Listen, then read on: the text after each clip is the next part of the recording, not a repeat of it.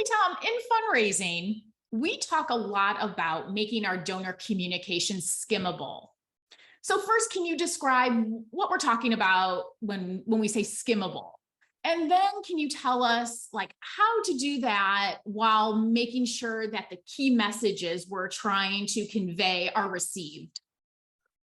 Okay, here's the thing with skimmable. And this is, I learned this so long ago. It must have been Martin Gutenberg who taught me.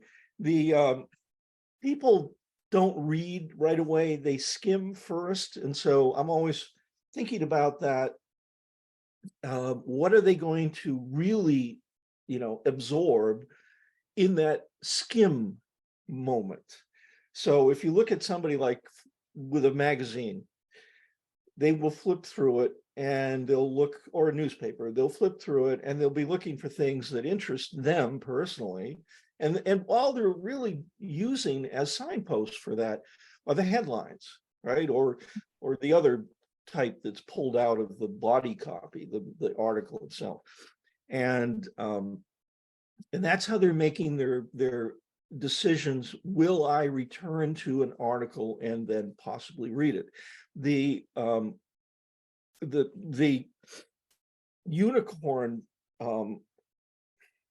fantasy is that you send me something and I will start at point A and read diligently to the last word you offer me. That's not at all the reality of this. And we know this because, again, science, the Poynter Institute, which is the research arm for the newspaper industry, news industry now, they have done lots and lots and lots of eye motion studies, watching people read the way they really read in real life. And they do this, they look at a headline, look at a headline, look at a headline, move the page, look at another headline, look at another headline, move the page, look at another headline. And they're always looking at the photos.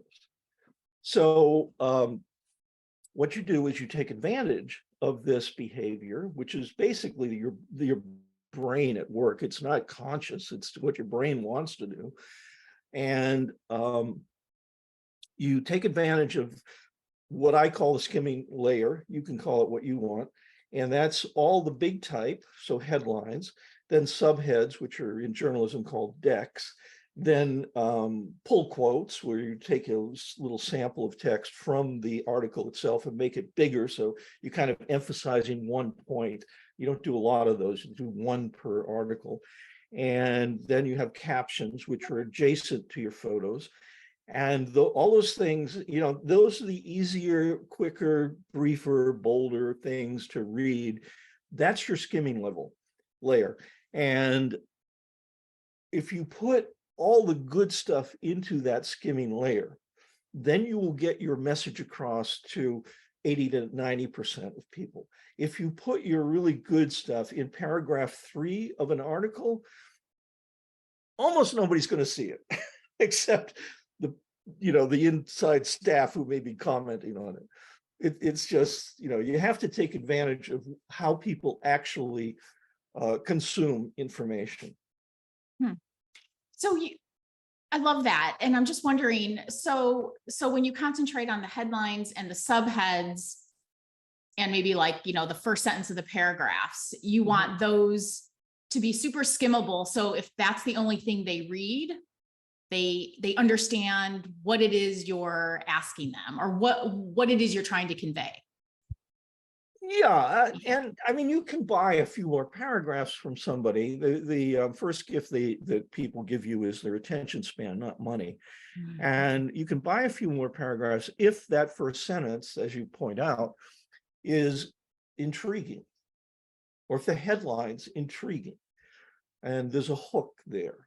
So in a donor newsletter, for instance, you've got headlines, and that's, every news publication, digital or print, marches on its headlines. That's what brings people in. That's what keeps them feeling like they're informed. And so you put in the gist of the article, you put in some kind of hook. In other words, tell me something I didn't expect.